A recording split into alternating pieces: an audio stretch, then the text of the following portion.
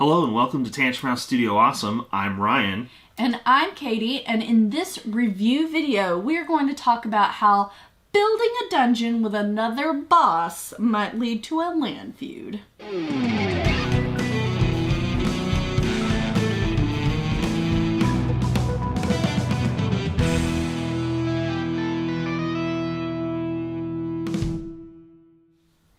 In Overboss Duel, two players are going to go head-to-head to fill up a single board with each player only scoring the tiles on their half of the board. However, plot twist, you can place or even move tiles to the other player's side. This is a public service announcement. Check out our video about Overboss if you aren't already familiar with the game. This video we will be talking about the differences between the two, and it will help you if you know how the original game works. Now, back to the regularly scheduled program. Overboss Duel is compatible with the original game with only a couple of things that really can't be swapped between the two. That said, this is a complete standalone game, so you do not need Overboss to actually play this game. So let's go ahead and take a look at the new stuff and what Duel is going to bring to the table. There are 5 new terrain types, all of which can be played with the Overboss game. There are also 6 boss cards, including new powers for King Croak and Belladonna. These bosses do not cross over with the base game.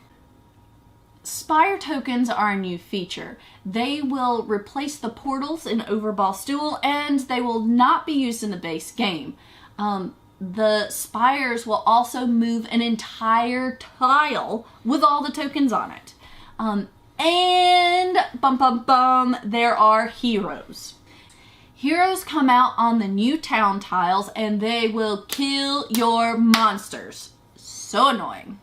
The standout differences to this game from the original is the shared board and the new tiles. For example, the Icy Peaks, they give you points, but they also have the ability to move other tiles orthogonally as many spaces as you desire until they hit another tile. Yeah, which is kind of crazy because it being that shared board, you can say like, oh, I don't want this tile anymore. I'm going to take an Icy Peak and I'm going to send that all the way over to your side of the board. Or you build a really good tile early on, and then a bunch of Icy Peaks come out, and you just keep fighting over that tile back and forth for the whole start of the game. Yes. So with that one, you're sort of either pushing things you don't want, or maybe pulling things you do want, or trying to rearrange so you get things next to each other like you want. The spawning pools let you draw an extra token from the bag when you place them out, and that helps you rapidly place out monsters in all of the open spaces. Yes. If you have any open spaces because of those heroes. Yes.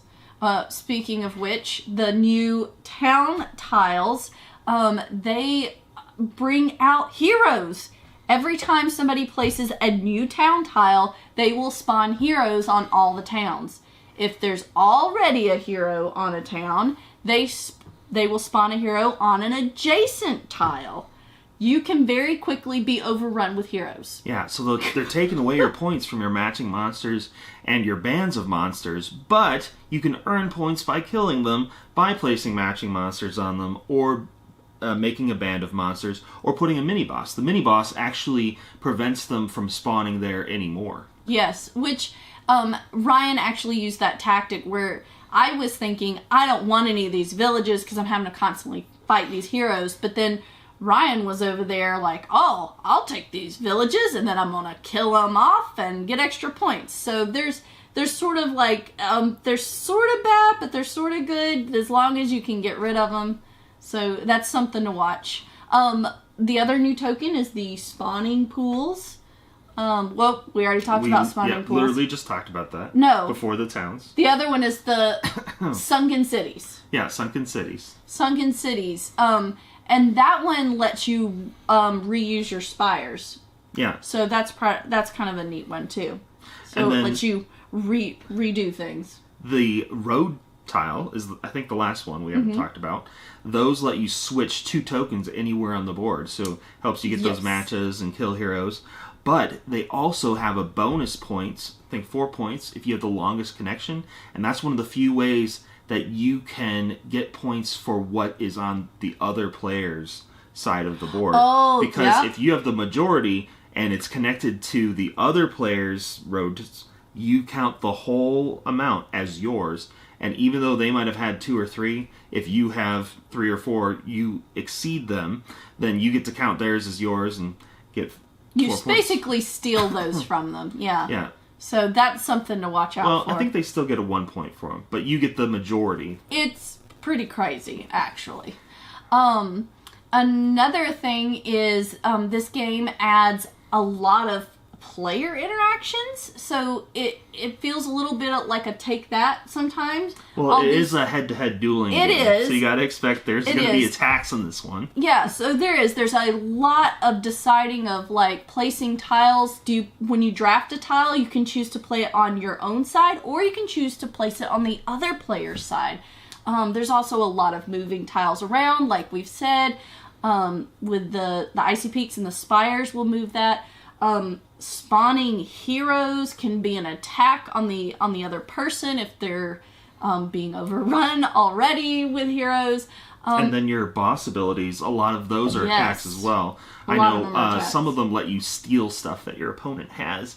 So they think they're doing great, and then you're like, oh, I'll just reveal that I get to steal all your great stuff. Yes, so be wary of those as well. So there is a lot of, head-to-head player action. These can be mixed, like we said, with the base game, though, and so you can have a much less head-to-head feel to the game if you start mixing in some more of the base tiles and not just all the new. Okay, Katie, what was your least favorite part of Overboss Duel? I think probably my least favorite part was just how head-to-head this was. I know it's a duel game, but I sometimes am bothered that I feel like I'm doing really well in my own little space, and then suddenly Ryan flips over his boss monster, and it is like, oh snap, I'm taking all your good stuff. Which definitely happened to me. So I guess that the little bit of the take that's in there would be probably my least favorite part. Just the fact that I can have my things stolen. I don't like getting my things stolen.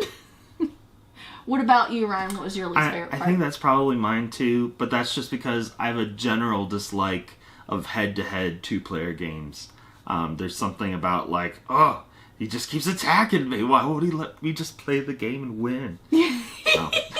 Yeah, because they're also trying to win. And you got to remember, this is not Overboss, where you could kind of do your own thing. There was some hate drafting in Overboss, but all of it's hate drafting. It is. Every single draft is a hate draft, for sure. Now, what was your favorite part of this game? Okay, I think my favorite part is probably hate drafting. I liked trying to figure out that, like, with a single tile, like, this could help me some and hurt him some, but if I leave it, like, it's not great for me, and it would hurt him, so, like, okay, but if I leave it for him, he could, like, seriously mess me up with this. But if I take it and I place it on his side of the board, it would hurt both of us. So I liked having that consideration in there of trying to, like, I could play it on my side of the board for me. I could play it on, his side of the board for him, or I could leave it for him to choose and it may be totally worse. So it was interesting because I was having to think about what could Ryan do to really mess me up with this tile? Because I could kind of mess him up, but I think he could do worse. So, and then trying to decide, do I hate draft or do I try to really work on my own plan?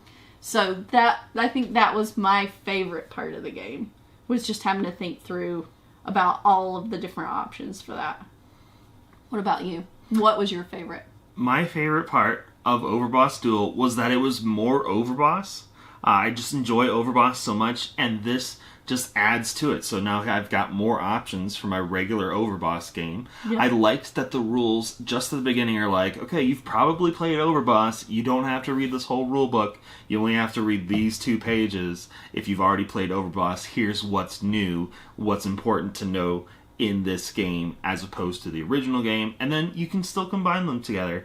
There are some things that are unique, like between the spires and portals. Those are unique between which game mode you play, and then the bosses are unique to each. But otherwise, it can all mix together, and I think that's probably the ideal way to play, is to play with mixed tiles. I do feel like this one is a little too attacky, but with the original ones, it's going to make it that much better. Yeah. And so I like that it's not just an expansion. It's not like, oh, here's the 2-player expansion to Overboss. This is a full game in and of itself, but it really is a super expansion kind of to the original Overboss. And I like Overboss so much, it's great to have more. The rules for adding the two games together and how to play the tiles is really minimal. I was really surprised at how well they work together. It's just a couple of clarifications of, if you're playing with this on two, with everybody, you're not playing the head-to-head version, there's this, you just know you can't do that on somebody else's board, whereas you normally could do it in the head-to-head thing, but it's limited to your own board, which makes sense. But like I said, super short addendum to the rules of what you can do. Yeah, so if you've already played the original Overboss, it's pretty much just like, okay, these 3 bullet points and begin playing. Yeah. Kind of. Yeah. You do have to look up what the new tiles do, get the hang of it, because those icy peaks, like, we didn't quite understand the implications of they keep stealing your tiles. Not until I kept taking his tiles, and I was like, we're going to fill up my side of the board way before we fill up Ryan's side.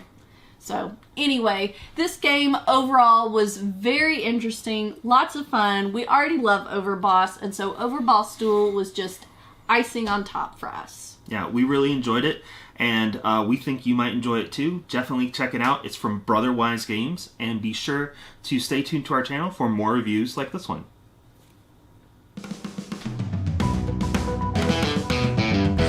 I'm going to redo it. I don't want to do this.